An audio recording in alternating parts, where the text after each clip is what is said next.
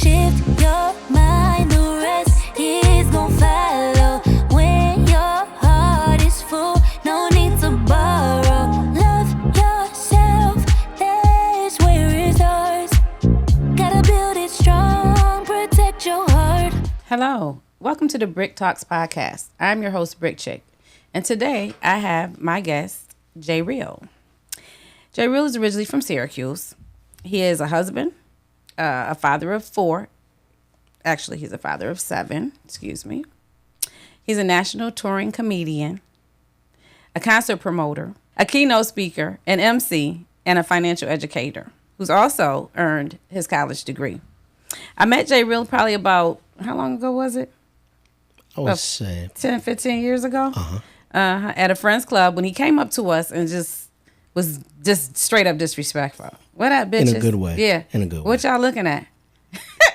And then he bought us drinks and he gave us his card and we got to know him, and he's a really good guy. I've learned to respect him over time and really like him as a friend. So I've seen him go through a few ups and downs, but he's always ended up landing on his feet, and I always admired that about him. So, since Brik Chick is about building resilience and inspiring consciousness with the aim of, using our stories and using our life and circumstances and experiences to help you grow.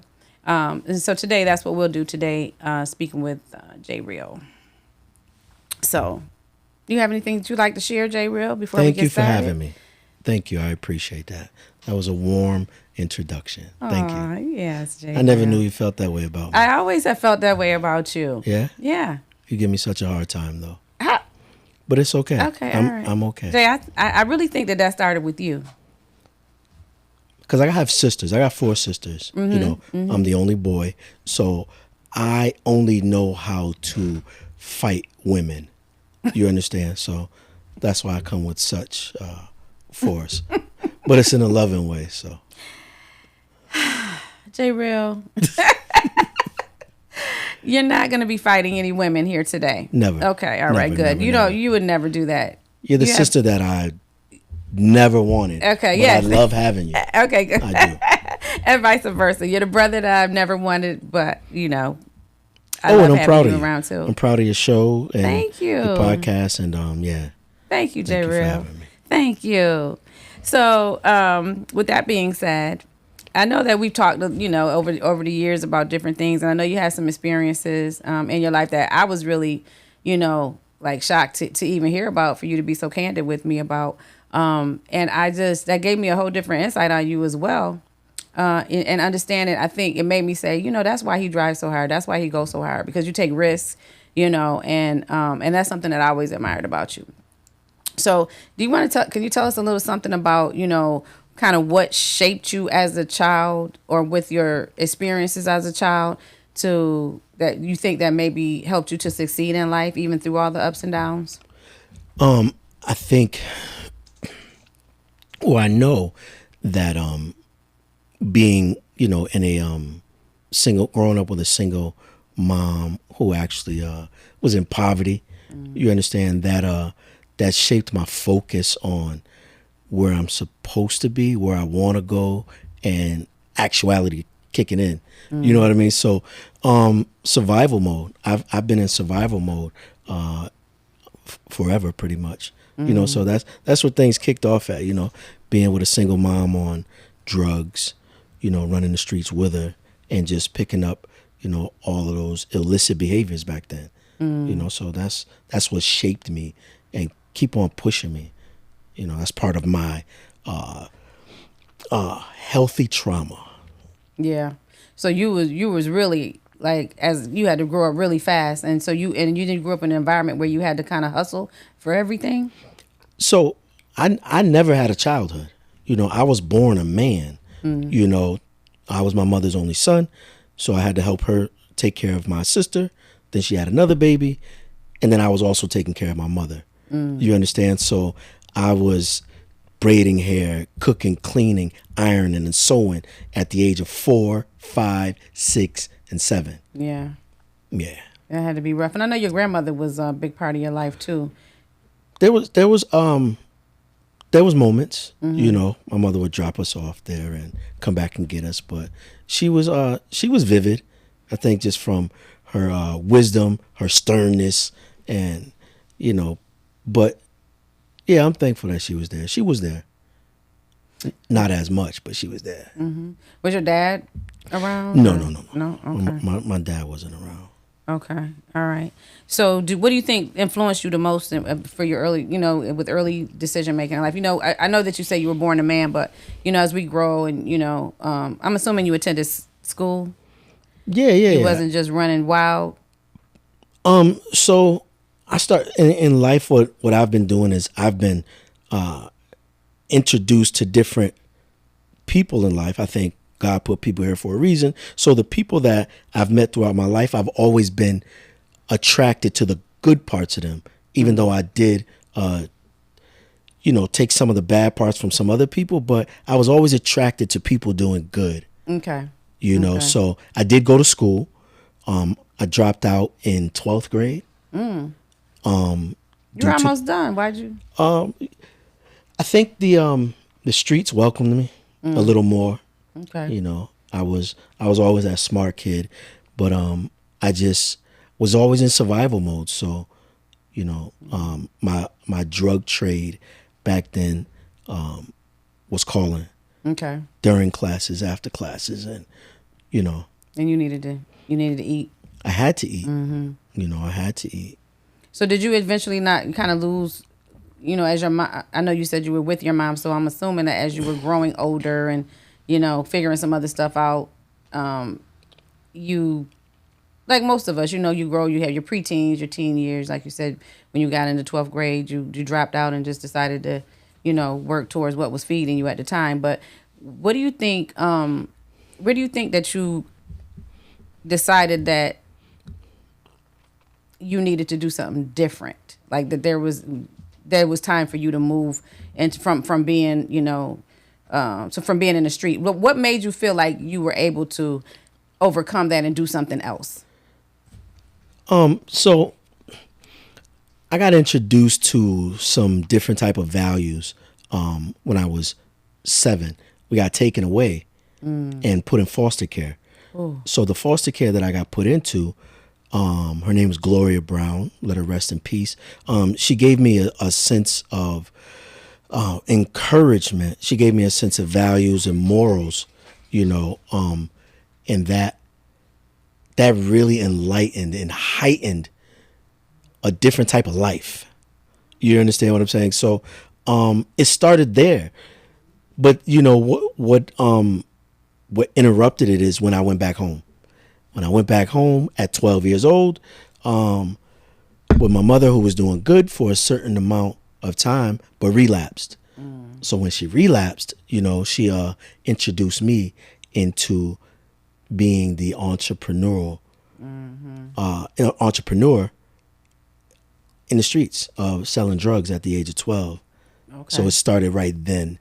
So I had this like flip flop life, so it was from 12 to a certain age that I was in the drug trade. You understand? But along those ways, I was meeting different people in school. I wrestled, in 7th grade. I became number 2 in the state. My wrestling coach was always on me.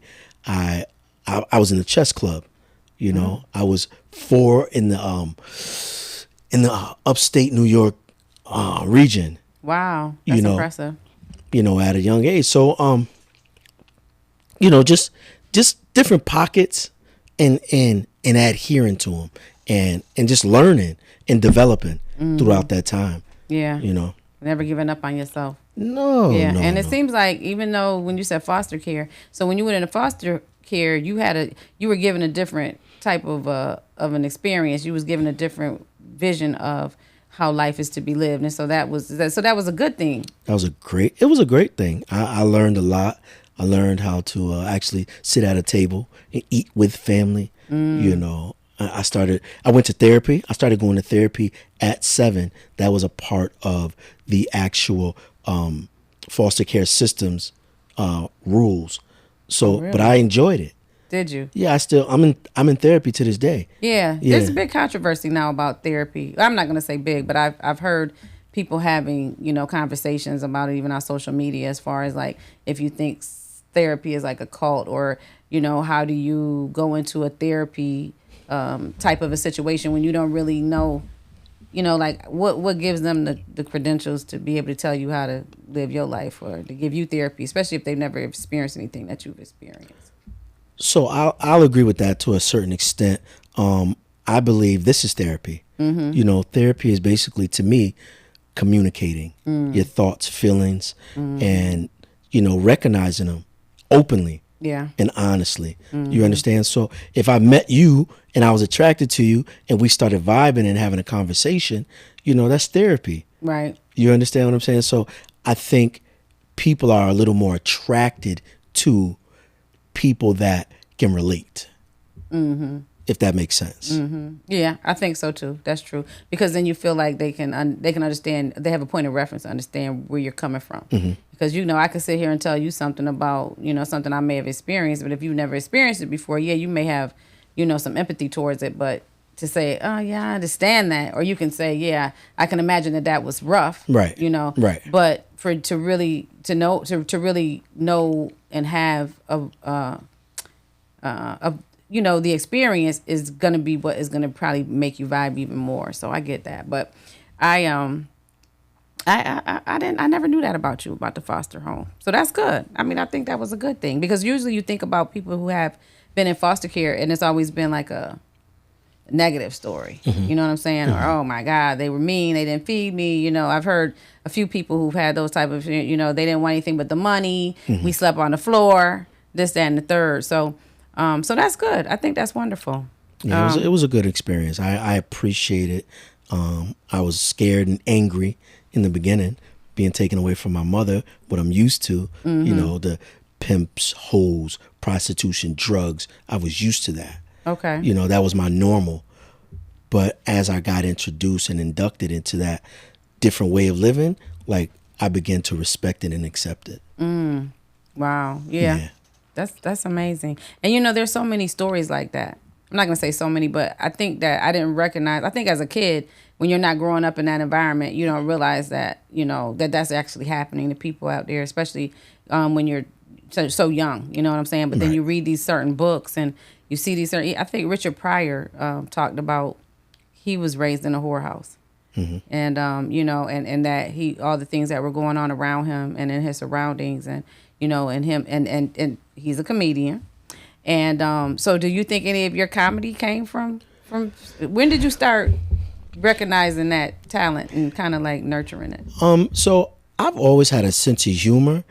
I think how it was flourished is when I was younger. I've always been short.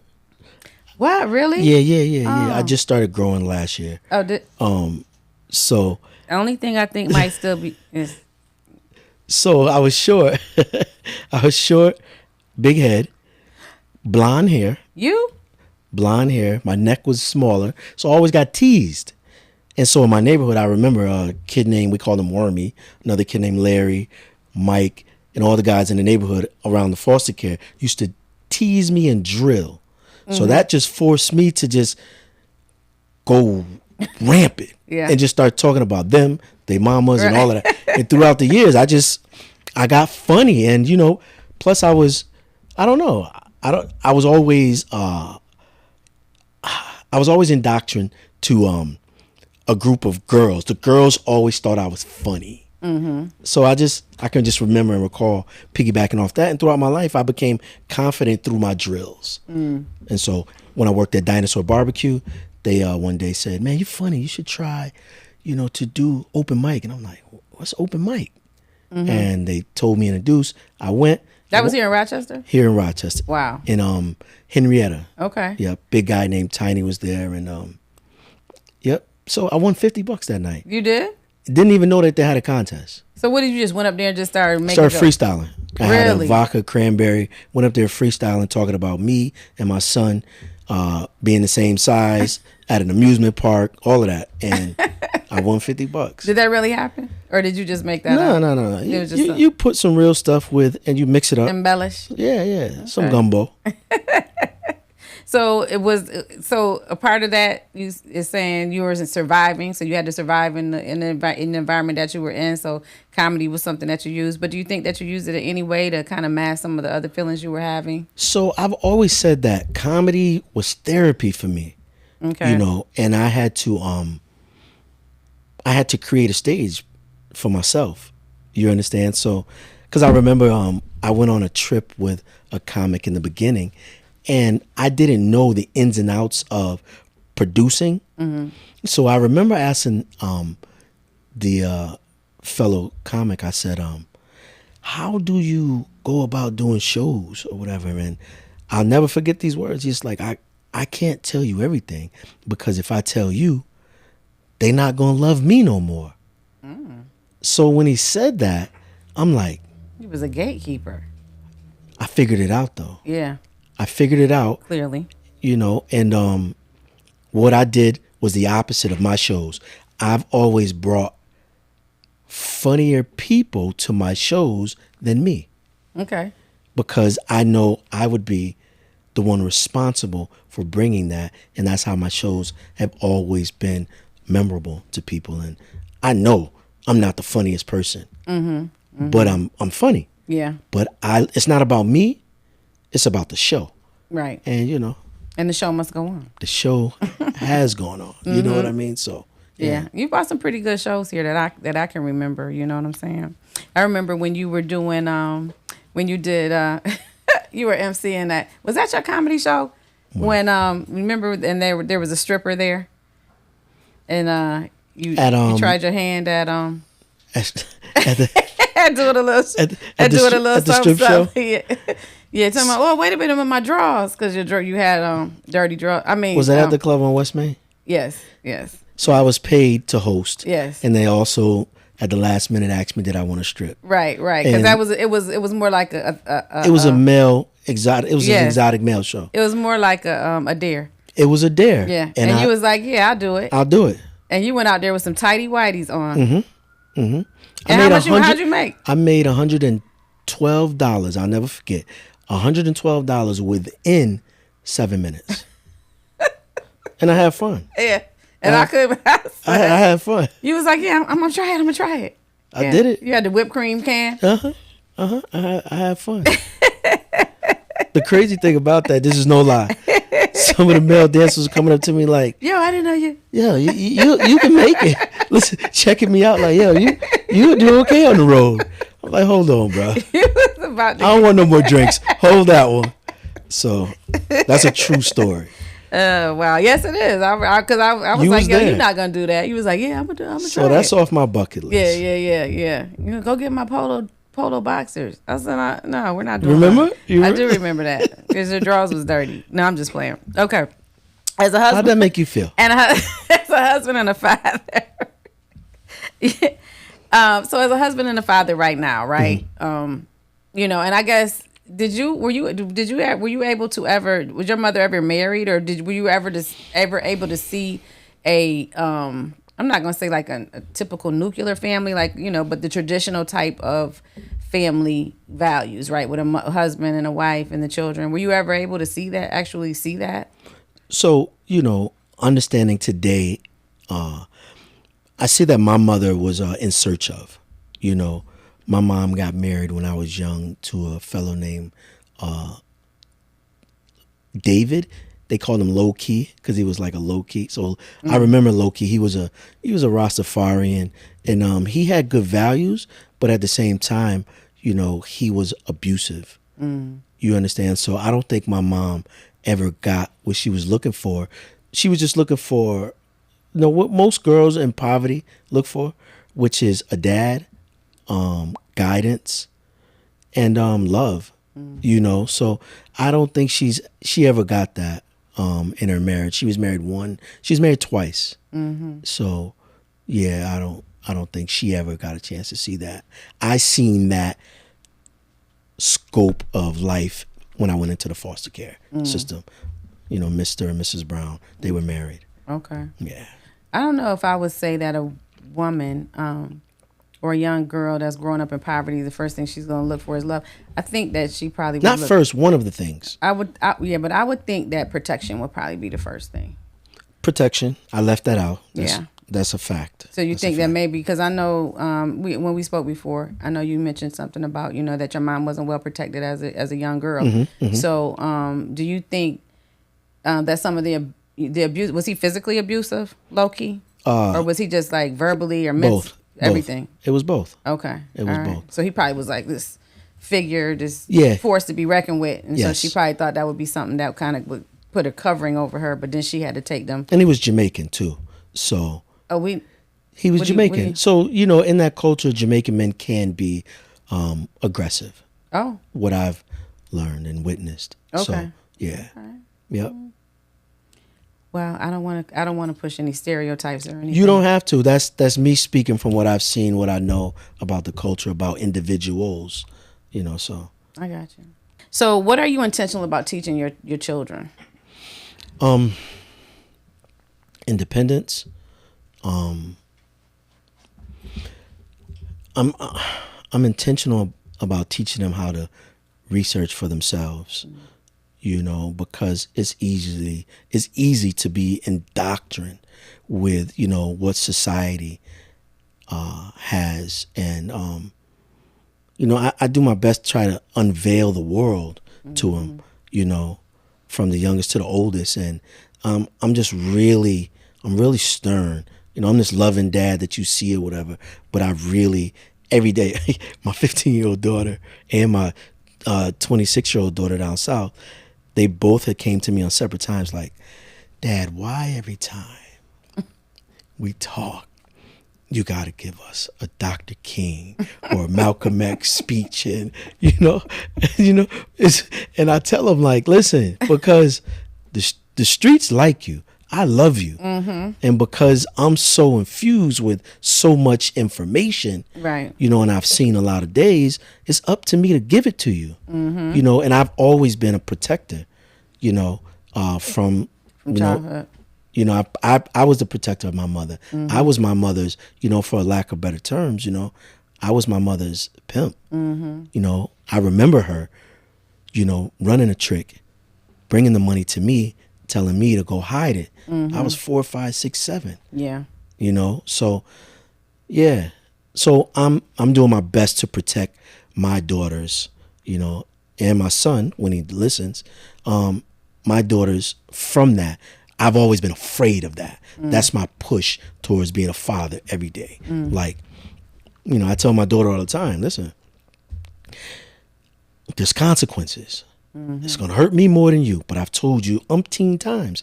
I have to follow through with what I told you. Right. You know what I'm saying? So that's it. Just being the father that I've never had is my most important goal in life, to be honest. Money isn't real. So, and I've seen a couple dollars in my life. Yeah. But what's real is what I'm infusing in them. The accountability. Accountability, listening, tapping into the nurturing. Yeah. How it doesn't stop, and giving them what's life really about. And doing it all with love. And Yeah. they have that sense of love from a man, so they don't have to starve for that. Yeah. Yeah. Right. Yeah. Because I Right. think that happens a lot too. And I think that was something that happened with me. I don't know if I would say I was starving for the love, but I wanted to know what that was because that's something I didn't have. And I think my mother tried to provide as much as she could. As she provided for us clearly, but it just wasn't. That was something that how when they say you can't miss what you never had, but you're always looking for this something else, right? And Right. oh well, you see something. Oh well, I wonder what that's like, or I wonder what that's about. You know what I'm saying? You earned it. Yeah. Yeah. Yeah. The lessons that I've learned to differentiate school and being incarcerated. Yeah, because there was lessons there. These were both institutions of higher learning at the end of the day. So in school, I think, so in school, I see that I've learned, a couple things about science. I knew how to dissect a frog, a pig, a small shark. I learned fractions, but I learned more about fractions when I began dealing with, And chemistry. you understand? So and you learned how to cook. yeah. So I think I learned more in the streets, to be honest with you. You know, I learned what life is really about, and that's being on the job training, you know, in the streets, you know. Being prison was all of those things in one with no holds barred. You know, and I went in a boy, came home a man. So, you know, I learned a lot from different men. You know, I grew faster. You know, it's a plethora of knowledge behind those walls. And, you know, I found different parts of men, you know, intellectually that I needed. You understand? So, you know, I was in the way when I was in the drug trade. I wasn't, you know, at a mask, you know, on how the government does it. So I was just in the way. I was a victim of circumstance. You understand? And I understand that today. And that's because of my survival mode that I was, you know, introduced to from my mom. So, you know, I learned a lot more in prison. I did, you know, but it was substantial to my growth. Yeah. You know, definitely. So you get the book smarts and you get the street smarts. Yeah, you have to. You have to include what's necessary, and I think what's necessary is accepting my past. Yeah. You know, and embracing the future, and my future is really, really connecting with people that know more than me. That's how I've always gotten ahead. You know, because I'm not afraid to take the risk of learning from you if you know more than me. Yeah, and to ask the question, right? Yeah, I'm sitting here thinking. I remember I had 5 years in prison. So at my 4th year, they were letting me out early because I got halfway house, you know, upon re-entering society. So we had to do mock interviews. I was in Butner, North Carolina. And I had to do an interview with this corporate guy, black guy. And he was like really on his stuff. And so in prison, I was looked at as, you know, this model inmate. So after the interview, I remember him saying, because he had to mark a paper, if he would hire me or not for his company. He told me no. When I tell you, like that just popped so much confidence in me. You know, I remember walking back to my room, and I was like, man, I got to do better. Like nonstop for the rest of the time that I was leaving, I just started reading. Back then in federal prison, when you got out, you had 2 weeks to get a job or you're going back to prison. I found a job 10 days. You know, I got hired first interview, you know. I was up front, I have confidence. And every other job after that, you know, as I was building my work ethic, I got on the first try. You understand? So, and it's because of him. I wouldn't remember his face today, you know, but I'll never forget that. He was really put together. And I was angry, but I really started emulating him as time went on, and I appreciated that. Did he give you any feedback? What did he say that it was the reason? He did. He said he was vague, but he wasn't. He didn't give me too much because now that I look back, he was kind of cocky. You understand? But he was telling me, he was like, what did he say? He said I wasn't doing complete sentences, you know, and I made no sense.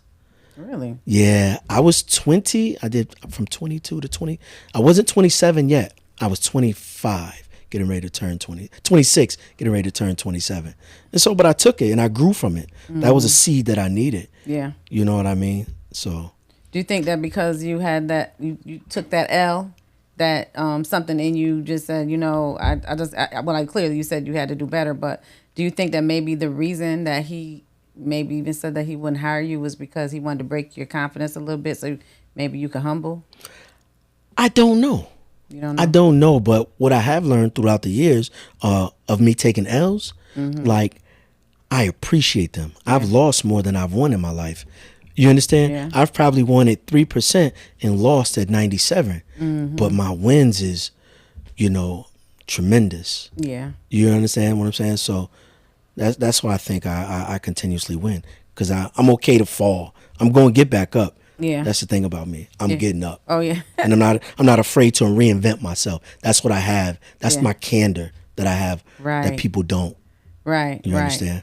And sometimes in taking a loss, it turns out to be a win because you learn something from that. That when you experience something or when you get that next open door, you know how to walk into it. Yeah, I think if you look at it like that, that's gonna be that's gonna make it the lesson even more worth it, right? Yeah. So you're a financial educator now. I am. Okay. And what was the turning point in your relationship with money when it stopped just being survival and started being more about a legacy? Truth be told, so this is my 16th year of being an entrepreneur in November. It was once upon a time. So I was financing my own shows, my comedy shows, but I used to go to different businesses and get sponsorships. You understand? So the shows were flowing. I started a venue basement, going to different venues, and, I became this business guy all of a sudden. I went to Bank of America one time and asked them for a $50,000 loan, and they told me no. And so I was so upset because that same year I had deposited like $318,000, not all at once, but through a period, of putting deposits in. Back and forth, yeah. So, it really made me feel some type of way. So then I started learning about credit. I learned about credit after I had got like my first car, like I had a Benz. I didn't understand the power of it, but Bank of America helped me understand like the power of it. So I just started learning about, business, corporate credit, and what to do with it, how to do with it, to help establish me. But what I've been doing throughout the years is putting people on what to do, how to do. And so that became a business, And then I learned how to fix credit because I fixed my own credit. My credit score was like a 382 at one point because I didn't know, Yeah. I've been there. I know exactly what you mean. But I always knew how to manage money, what I thought was managing, because I held on to it, which wasn't. Money has to flow. You understand what I'm saying? So when I went to prison, I got arrested with an amount of drugs or whatever, but I had like 183,000, in cash. I was 22. Yeah, I was 22 years old. Where you had it at? In the back of my '88 Toyota Tercel. Oh, okay. No, just sitting. Like I had no financial sense back then. Yeah. So today I don't keep money in the bank. Whenever I get something, I invest it. You understand what I'm saying? To have flowing assets. What do you think of crypto? I don't. You don't? Not at all? I don't. Why? I haven't taken the time out. Okay. I haven't taken the time out. That's fair. It's a fair statement. So do you when you're teaching your financials, how does that work? Tell me a little bit about how do people get in touch with you to learn, and what products do you offer? So I created me and my partner, we created a non-for-profit, organization called Poverty Project Prevails. Are you still a pastor? So I think we all have. I think we all have words of wisdom. Okay, all right. That's what I think pastoring comes from. Okay, all right. Is that safe to say? Yes, that's safe to say. So I think that was actually funny. My mother, what's crazy is my mom told me that I was going to be a pastor before I pass. You probably will. You are now. That's what you're doing now. I think I minister. Yeah. I don't like. I think the word pastor, embodies a whole different lane. Okay, I got you. All right, I'm sorry. I didn't mean to get. No, you're fine. Yeah. Right. Your meds. What time is it? So, I don't. You guys have created this non-for-profit. And what I do is we build workshops through that, and we do financial education through that, because I personally love giving to the less fortunate, because I come from that. And it's been hindering my growth in some parts because I really like to give, but thankfully I got a partner, a woman, who actually guides me into the more of it, the more, you know what I'm saying? The business of it. But it's so she's the financial. She kind of like, because I remember you were. I remember that you were very versed in sovereignty and learning Yeah. a lot about, things like that. And so I always just assumed that you had the financial anyway because you always appeared that way. Yeah. Yeah. So, Because there's more than, I'm always studying. You understand? People Yeah. see me and only know me as a comedian. Yeah. But I have a plethora of knowledge. Yeah. I love it. And I do that for me. yeah. Because I've raised myself. Yeah. Yeah. I really have. So I have to be my best defense attorney. Right. And that's why you teach your daughters and your children, I should say, Exactly. to research and to find things out for themselves. Exactly. Yeah. Because there's so much. I mean, the world today is just so different. And I think that when I see some of the things that's going on, it's almost like everything that we've been taught has that been a lie? It's a lie. Bold-faced lie. Yeah. And it's hard to know what to, where to go with it. You know what I'm saying? So I do feel like that's what, and that was a part of the reason why I started my movement, the Brik movement, because I think that, I think there's a little truth in a lot of things, right? And I think that we just have to kind of come together and kind of figure out for us as Black people, because we're all different shades and colors and things of that nature. But we need to come together and figure out exactly where we stand out here. You know what I mean? And what we're gonna, there's a revolution that's coming, and we're gonna. Hopefully, I mean, I can't say hopefully, but I don't know if I want to live to see it, but it could happen during our existence here in the world. So need and wants, we probably need to, but do you want to? Mm-hmm. You understand? So, I think what allowed me to be here is I have a emotional connection with you. Yeah. You understand? We on the same wavelength, and I thrive off of energy. Right. And right. you have a good energy persona, and I love that. Yes, yes. So we have to give that to different people. Yes. You understand? But certain people. Because everybody's not going to understand. They don't, but you introduce it to them. Yeah. And you see how they react. Mm-hmm. You know what I mean? Yeah. So yeah, and where they go with it. Right. That's true. Mm-hmm. And it doesn't have to be. So what does resilience look like to you today as a man, husband, father, educator?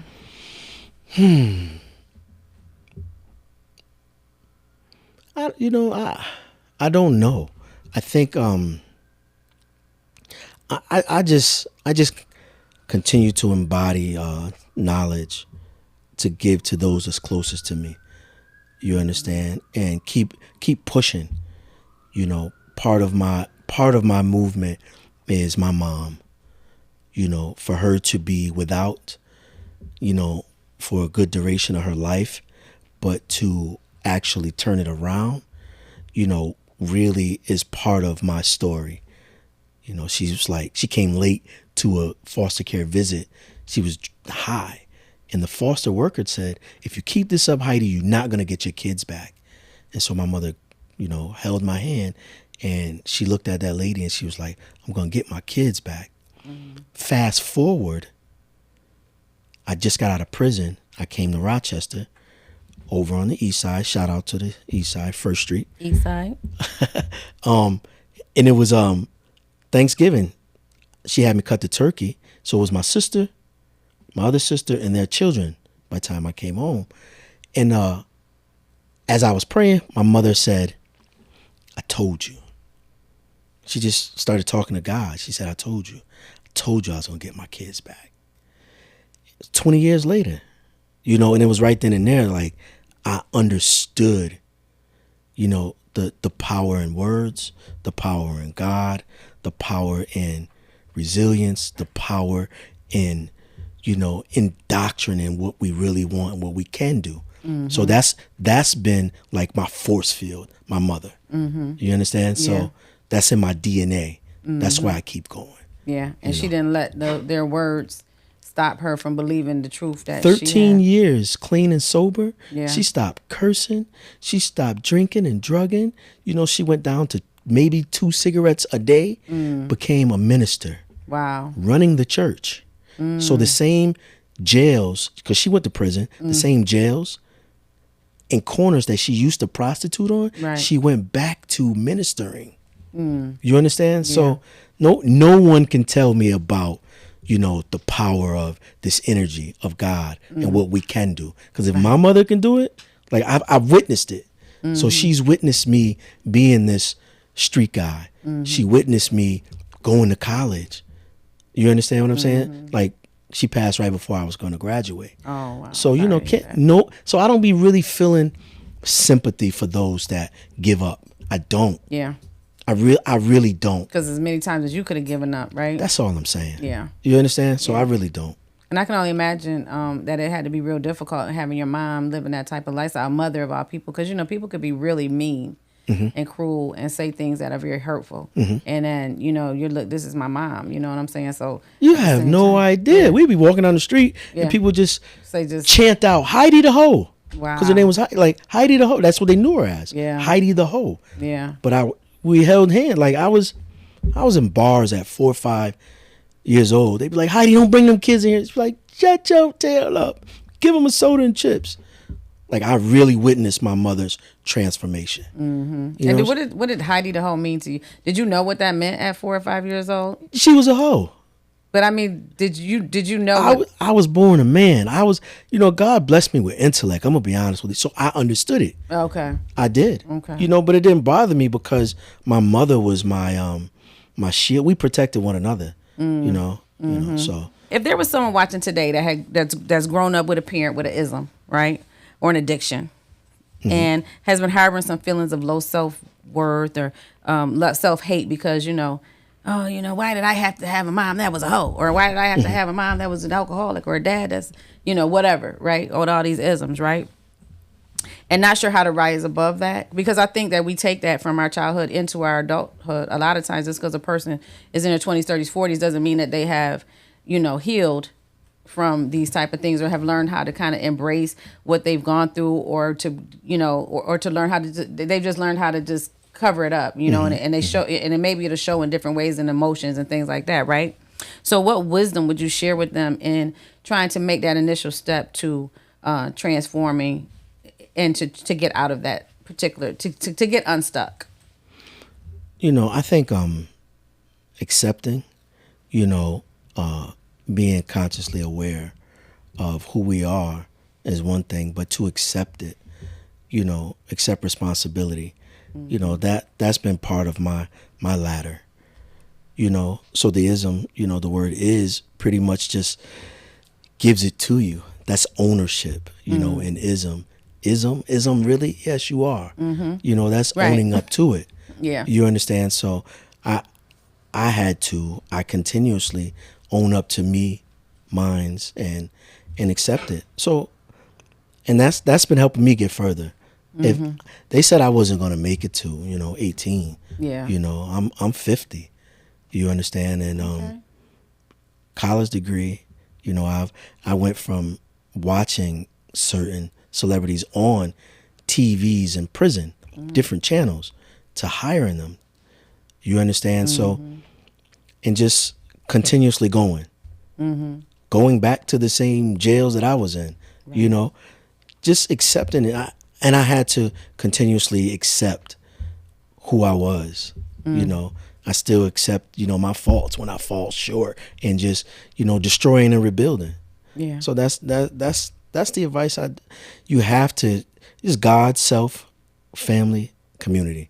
If you don't take care of, those things in that order, it's gonna be some dissonance, like, what's going on? What am I gonna do? Where, when, what? Continuously questioning. But when you know. Yeah. Yeah, that's true. So you just took the skills that you had and just transferred them over into doing something legit and legal. So you were a salesman and you were a marketer and, you were a chemist. And so you just took those skills and just transferred them into something that was just more socially accepted. That's funny you bring that up. I'll tell you this. It's relatable. I was in prison. I was speaking to a guy named Colonel Hunter. He had, that's his real name. He had 38 years. He was one of the biggest heroin dealers in Baltimore. He was down 12 and he had umpteen years to go. We were talking about the female anatomy of the brain, and out of nowhere, I was 23 when I met him. I said, man, I don't think I'm smart as I'm supposed to be. He was like, what do you mean? I was like, I don't know what you're talking about. We were talking about women that smoke cigarettes. It's harder for them to get off of cigarettes than it is men, because there's a chemical in cigarettes, in the back of it. The, what is that part called? The butt of the cigarette. There's Like that filter. the filter. There's chemicals in that women produce in their brain. So when they do this, it's a family reunion, and it keeps them stuck. You understand? I didn't know that. So he said, "Let me help you understand who you are." He took my paperwork, because in the feds, if you're not snitching or ratting, you share your paperwork. Oh yes, I've heard that. You understand? So they know. Yes. That you're not. Right. So I gave him my paperwork. United States of America versus Jay Newman. You had these codes. You got caught with a half a key of coke. You got caught with $183,000 in cash. So let me tell you who you are. He's telling me this. He said, you took a product, you sold it, you marketed it, you advertised. And then he gave me an example. He said, you ever told one of your clients you'll be there in 10 to 15 minutes, but you took an hour, but they were still there waiting for you? I said, man, that happened all the time, Colonel. He said, they wasn't waiting on you. They wasn't waiting on the product. They was waiting on you, because you were the product. I never let that leave me to this day. Like, we are the product. You know, people buy into you. People don't buy tangible things. So that's what allows me to continuously reinvent myself, because I know who I am. Right. You know, so yeah. So it's everyday process, everyday hustle. Every day. So how do people get in touch with you if they want to get some of you? And now you're still doing promotions, and I know you said you don't like doing the comedy as much, but you still are doing that as well. So I'm in the promotion side. I'm a consultant. You know, I put a lot of concerts together. Okay. You know, out of state people call me and get information. I do that. I do a lot of corporate comedy, private bookings, you know, hosting. I do keynote speakings.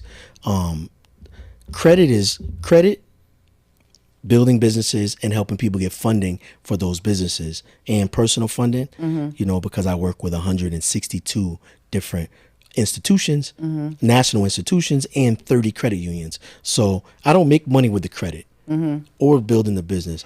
My thing is to build a relationship to get you over a 700 to get the funding for you or your business. You know, so I do that, and I'm also a licensed life insurance guy. Okay.